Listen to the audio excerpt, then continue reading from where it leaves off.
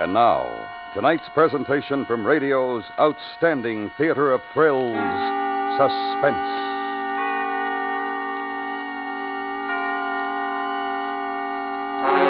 Tonight, the story of a murder, deliberate, cold, motiveless, in which we will examine its effects on our protagonist. The story is called The Earth is Made of Glass.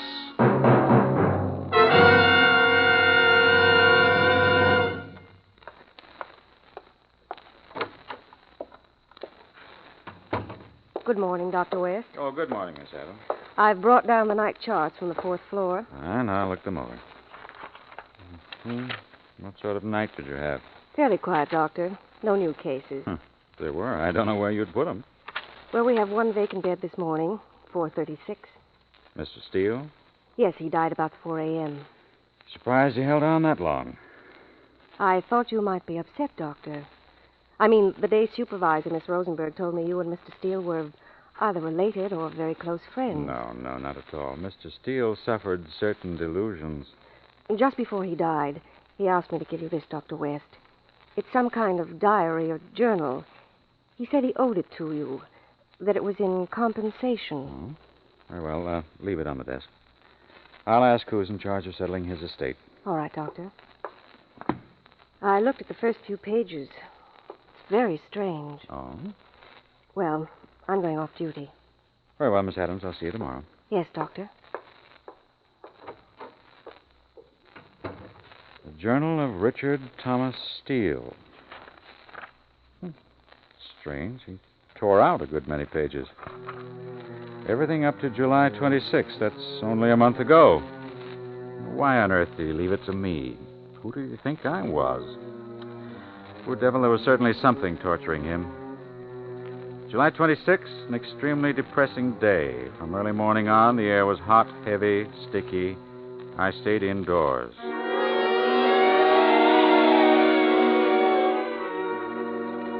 I stayed indoors with the blinds drawn, spent 3.5 hours arranging and cataloging a new shipment of books. I must say I gloated over the volume of Bacon, Gold Leaf Uncut, 1836, a treasure. In the afternoon, I ventured out to play chess with Elliot. He's an uninspired player and a worse conversationalist. I'm appalled that a man of Elliot's pretensions still wallows in 18th and 19th century thought patterns, twaddle, and sentimentality. He's totally out of step with the times, blindly determined to keep his mind closed to any developments in science. It was so apparent in that argument we had over Ralph Waldo Emerson. I noticed he had a volume of Emerson's essays, a cheap reprint, and I thumbed through it. There was one paragraph in the essay called Compensation, which especially annoyed me. I must have snorted because Eliot was instantly on the defensive. When I asked him if he actually believed such claptrap, he fairly leaped at me. Certainly, I believe there's compensation, Richard. Tit for tat, measure for measure, love for love. Whatever a man does comes back to him. Good for good, evil for evil, so that if I should commit a crime, I would of necessity be punished. In one way or another, yes. You mean that I would in some way suffer in compensation for my evil deed? Isn't that what Emerson says? I want to know what you believe. I believe what he says. Well, let's read what he says, discounting the poetry and all the emotional overtones. Emerson says, commit a crime and the earth is made of glass. Commit a crime and it seems as if a coat of snow fell on the ground, such as reveals in the woods the track of every partridge and fox and squirrel and mole. You cannot recall the spoken word, you cannot wipe out the foot track, you cannot draw up the ladder, so as to leave no inlet or clue. Some damning circumstance always transpires. The laws and substances of nature, water, snow, wind, gravitation, become penalties to the thief. Well, Eliot. Beautiful, isn't it? Don't be evasive, Eliot.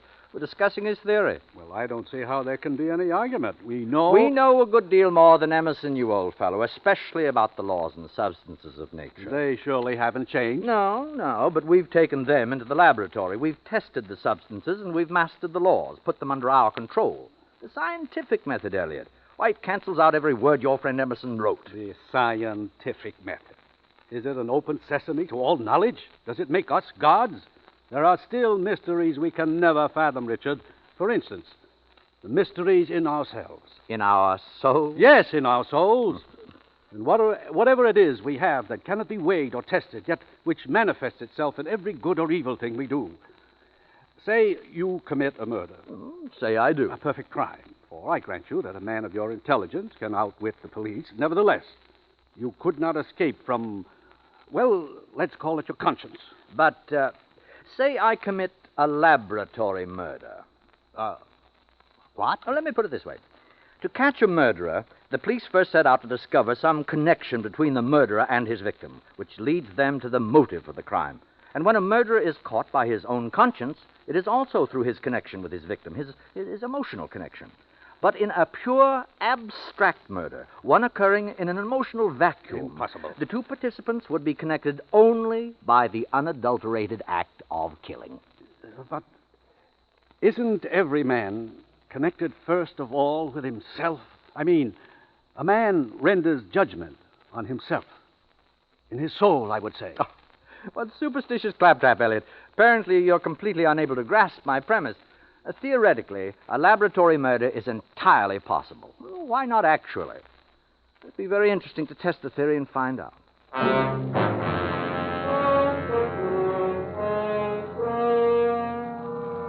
July 28th. The weather continues warm, humidity high. This is the last summer I shall spend in New York.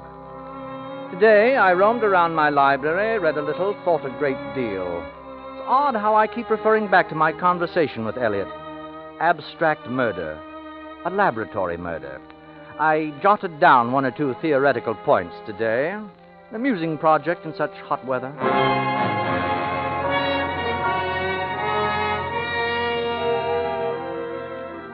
What utter nonsense to think of conducting a laboratory experiment in writing on paper. Why, it's a contradiction in terms.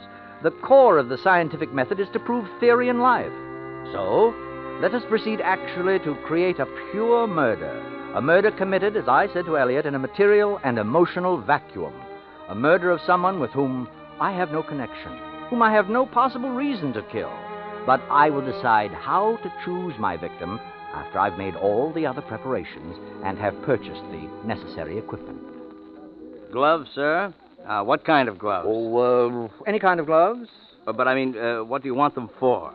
Driving, gardening? I want gloves I can use for almost anything. Oh, well, now, we call these utility gloves. Oh, yes, those are excellent. Yes, what size, sir? Any size, medium. Now, these look just about... No, I don't want to try them on. I'll take them as they are. Just wrap them up. You know, I'm very fond of a genuine old-fashioned hardware store like this one. Well, lots of people tell me that, sir. Anything special you're looking for? No, I suppose I'm just browsing. Oh, yes. What are those, ice picks? Yes, sir. Quite a selection. Screwdrivers and... Oh, there's something I want. A knife? One of those. Well, to be fair with you, sir, those are pretty poor knives. That's why they're marked down. Too big for paring, too small for carving. Just knives. That's about it. The best possible recommendation. I'll take one.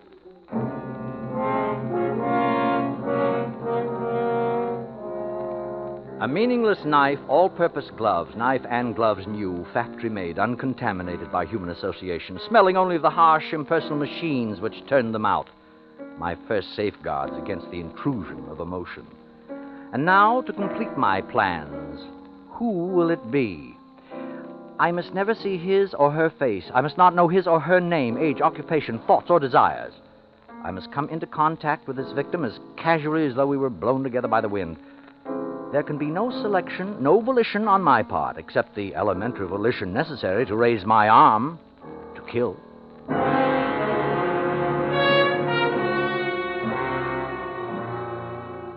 July 30th. The exact record of what has occurred. I must write it down now while it's fresh in my mind. I'll be absolutely precise and objective. Very well, then. At exactly 10 p.m. tonight, I left my house wearing the new gloves and carrying the knife in my right-hand coat pocket. I walked an undetermined number of blocks, turning corners at random, taking care to observe no street signs or landmarks. I observed only one thing, that there were many people on the street. In fact, I became aware that I was pushing through a rather dense crowd. I walked on with difficulty, but not once did I allow myself to become conscious of the exact nature of my surroundings. Then, at last, I found my progress through the crowd blocked by what I can only describe as a human back. I raised the knife and drove it into the back with all my force. I continued walking without haste, pausing only a fraction of a second to hear. He's dead. He's dead. He's dead, yes. I paused just long enough to hear, thus confirmed my unqualified belief that without any possible consequence to myself, I had taken another human being's life.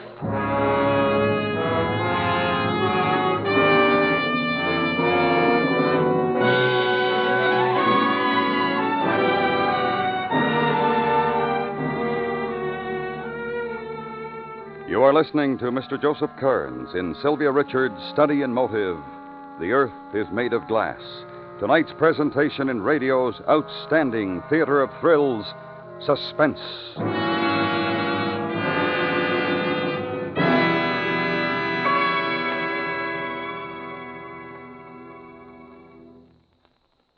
This is Flag Week, when all patriotic organizations urge all patriotic Americans to display their stars and stripes.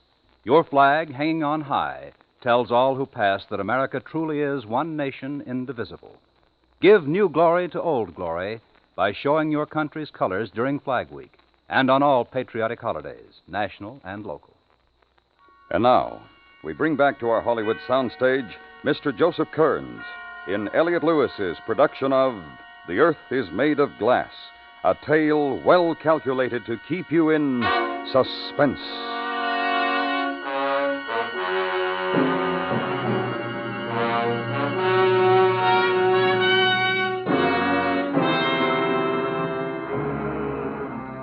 August 1st. All day I felt enormously stimulated, elated by the success of my experiment.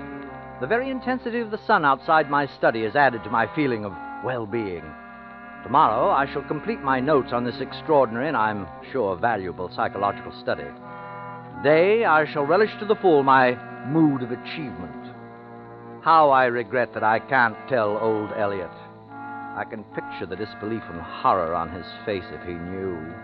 Compensation. Oh, tut-tut, Mr. Emerson.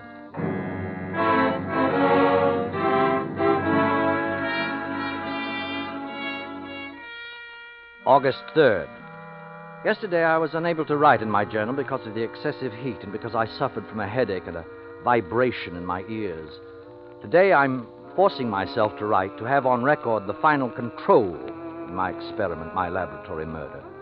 To assure complete ignorance of the identity of my victim, I have read no newspaper and will not read any for a period of 2 or 3 weeks. Nor will I hold conversation with anyone apt to be morbidly interested in murder, as reported in the tabloid press.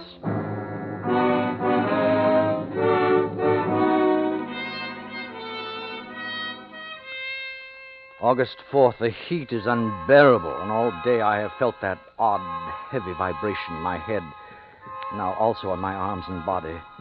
It is almost constant in a 1-2, 1-2 rhythm. But sometimes it's a sound as well as a vibration, like the distant sound of the sea.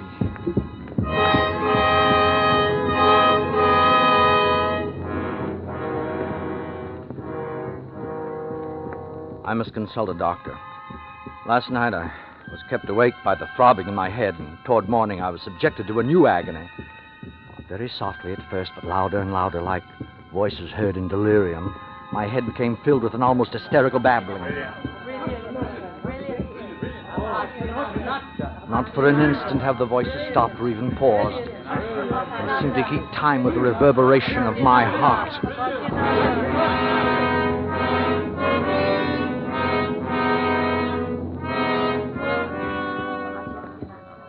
August 8th. I have no need to consult a doctor, for I know the nature of my illness. Last night, trying to drive the unspeakable uproar from my brain, I turned to music. But when I put the record on the machine, Schnabel's recording of Beethoven's F minor sonata, the Appassionata, the sound in the voices rose to a bedlam, shrieking, drowned out the music. And then I knew, in spite of every precaution, my laboratory murder had not taken place in a vacuum. Two things had penetrated my shield. First, the voices echoing in my ears, the fragments of speech about a concert, are the same voices I heard in that crowd, rising again and again to the climax of a woman's scream.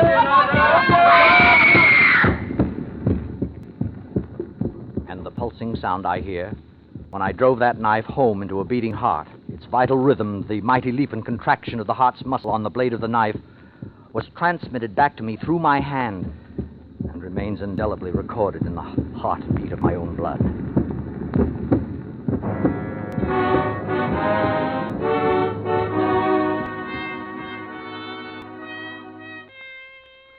August 11th. During the past hour, the incessant hammering of sound has receded, but I know this respite will be brief. Now, while I'm able to reason, I must discover where I erred and act swiftly to correct my error. There's no turning back. The death I caused is an accomplished fact, and each day I remember something more. Today, suddenly, like a photograph imprinted on my brain, I saw the black collar of his coat, his gray hat, and between his clipped, silky, reddish hair. And I had and still have an insatiable desire to turn his head around to see his face. Perhaps there's only one course for me to take: to reverse my plan, learn everything about my victim, every possible detail, create for myself a total portrait, and then discard it in its entirety. Learn his name, age, address, all the statistics of his life. Oh, I beg your pardon, miss. Where are the newspaper files? What dates did you wish to see? The week of July 30th. Which paper? The Times. I'll start with that. Now, just a moment. I want them for the whole week. Yes. Well, here are all the copies for July, bound. And these loose ones are August, so far. Oh, thank you. Now, don't take them out of the reading room and return them to the desk when you're through, please. Yes, thank you, I will. I opened the bound volume near the end and immediately saw his picture, page 1, center. The photograph was blurred, but without reading a word, I recognized him because he matched his hair. I mean, his face went with the back of the head I had seen. But before I could read the headline above the picture, someone spoke to me. Pardon me, but may I look at that for just a moment? Oh, it couldn't be. Standing at my shoulder, smiling, young, apparently as alive as I. But it was. He was there. He, my victim. The face in the paper and his face were the same. I swear they were the same. I'm sorry to bother you. The girl at the desk told me you had that volume of the Times. Yes. There's an item I wanted to see in the July 30th issue. I'd wait, but I have to catch a train. If I'm late, my wife worries. You know how it is.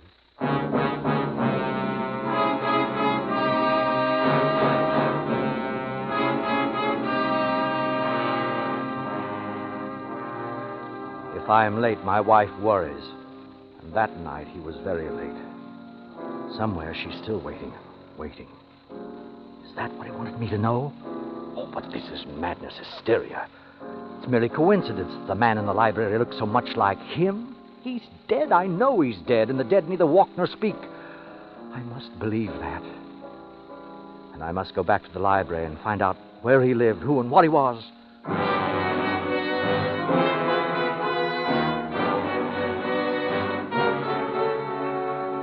August 15th. I'm beyond all human help. I can confide the terrors I live with only to the pages of this journal. Today I went to Riverside, to a quiet street where he had lived, a tree-lined street running down to the Hudson River. I walked past his house, number 246 Palisades Road. A young woman on the front porch was trimming a morning glory vine. I ached to speak to her and ask her name, but the words stuck in my throat. I walked on. Then at the next corner, it happened again. I had paused at the curb when he came up behind me. Pardon me, did you see the bus go by? The bus. Yes, the bus for Columbia. Say, what's wrong? Are you ill? No, I'm all right. You look like you're about to faint. I'm all right. I live right near here. If you want to lie down... No, please, I'm all right. My house is just down the block. No, please, no, Well, it's up to you. I can't make you come, but I hate to see you suffer needlessly.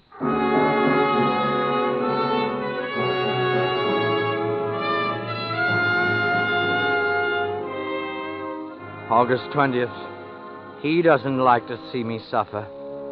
Yet because of him, there isn't one day, 1 hour when I'm free from despair and fear. Yes, I accept him now. The dead do walk and speak. At least one dead man does. Whether actually or in the madness of my brain, I do not know. I only know that if I venture out of my house, inevitably he finds me. Sometimes he follows at a distance, sometimes waits ahead of me and beckons, and sometimes He meets me face to face as he did 2 days ago. I was going home, and I stopped at the corner drugstore. Evening, Mr. Steele. Malted? No. I'll have a cup of coffee. Sure thing. Yeah, this stool's vacant, next to this gentleman. Thank you. Oh, no. Go ahead, sit down. Sure, sit down. I won't bite you. Hey, here's your coffee. No, Joe, I changed my mind. Look, fella, if it's something about me... What's wrong, Mr. Steele? What do you want of me? Tell me what you want. Me? I don't want anything. Then why don't you leave me alone? Somebody you know, Mr. Steele? Apparently Mr. Steele thinks he knows me. I do. Oh, I do. Maybe so, mister, if you say so. But if you know me, it sure wasn't from this life. Must have been some other incarnation.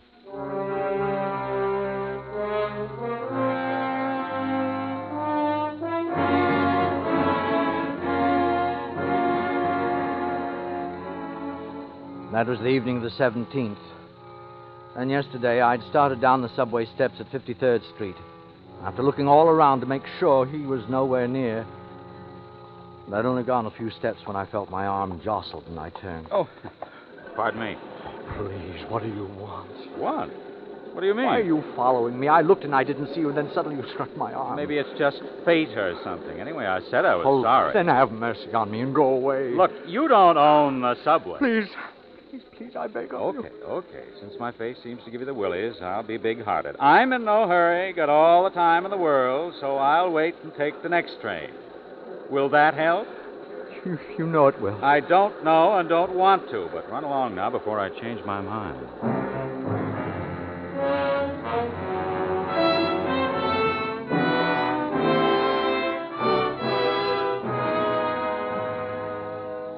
August 26th. What will you have, quoth God? Pay for it and take it. Well, I have paid, and I must now take. For today I learned the cure for all my pain and torment. Today the course I have to take is clear. Today, on a deserted path nearing Fifth Avenue, I saw him again. He was coming directly toward me. I waited. I didn't even try to escape.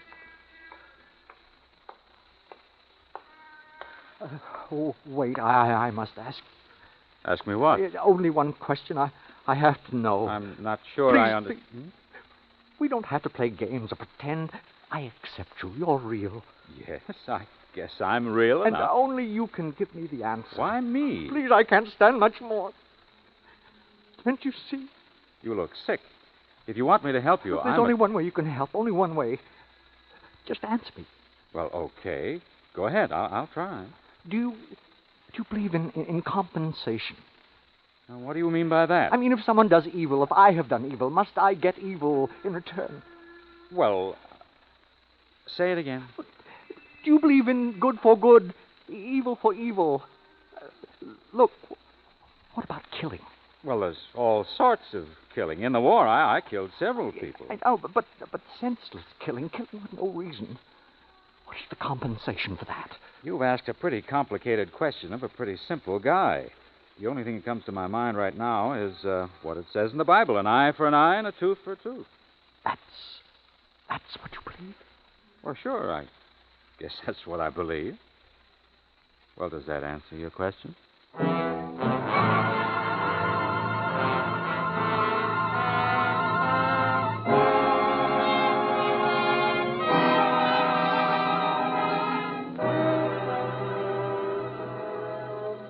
An eye for an eye, a tooth for a tooth. Command. The price asked by the only one who can ask it. Well, I'll pay. For I've learned that no event between two human beings can happen in a vacuum. We're all enmeshed, bound together through our blood in a pulsing net. And if one of us does violence to another, he does violence to himself. Very well. This price I'm glad to pay. I'm glad to die for his death. There's no other way.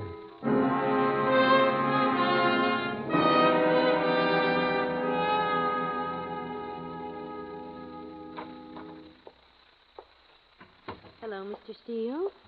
Are you awake? Where am I? In the hospital.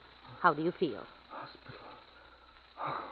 Oh, but I have to die. Not if we can keep you from it. I have to. Well, you did your best. And what a silly way to do it with a butcher knife. I tell you, you have to let me die. Where's the doctor? Now lie down, Mr. Steele. The doctor will be here in a minute. I have to make him see. I promised. You promised? Oh, here's the doctor now. Dr. West, I'm having a little trouble. Trouble, Miss Rosenberg? What seems to be the matter? You. Forgive me. I tried to do as you said. I tried to die. Tell her, please, go away and leave me alone. I promise I'll die.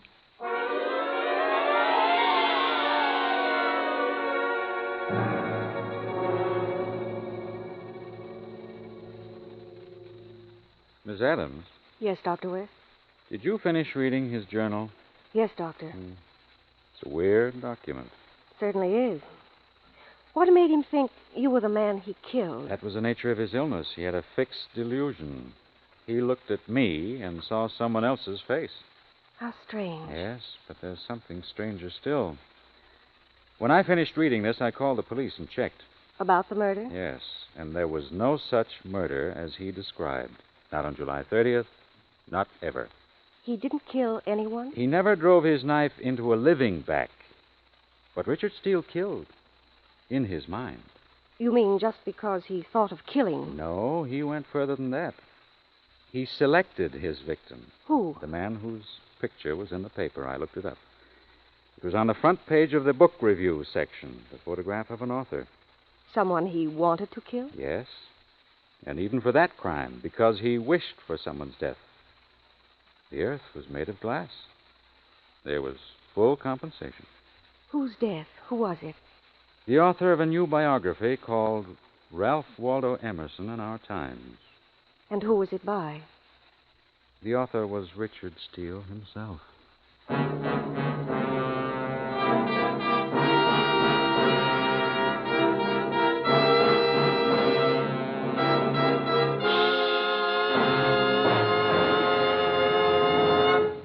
Suspense, in which Joseph Kearns was starred in The Earth is Made of Glass. Next week, the story of a man with no imagination who found it necessary to cause the violent end of a life. It was written by the winner of the Edgar Allan Poe Award, E. Jack Newman, and it's called Sequel to Murder. That's next week on Suspense.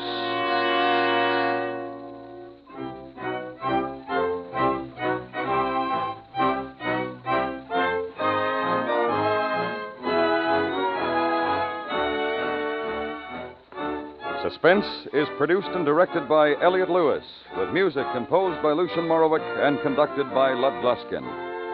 The Earth is Made of Glass was written for Suspense by Sylvia Richards. In tonight's story, Joseph Kearns was heard as Mr. Steele. Featured in the cast were Whitfield Connor, Charlotte Lawrence, Herb Butterfield, Jerry Hausner, Paula Winslow, and Junius Matthews.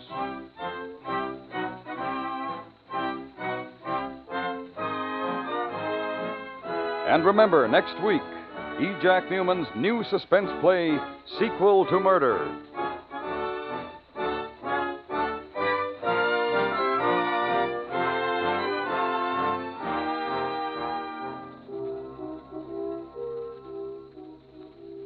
When four noisy people give one noisy party in a Baltimore home, two of the four wind up at the morgue. It's an unsettling bit of business that interested all of Baltimore just a few years ago. And CBS Radio's Crime Classics weighs the available facts for you tomorrow night on most of these stations. Hear all about the death of a Baltimore birdie and friend on Crime Classics tomorrow night. You can join the FBI in Peace and War Wednesdays on the CBS Radio Network.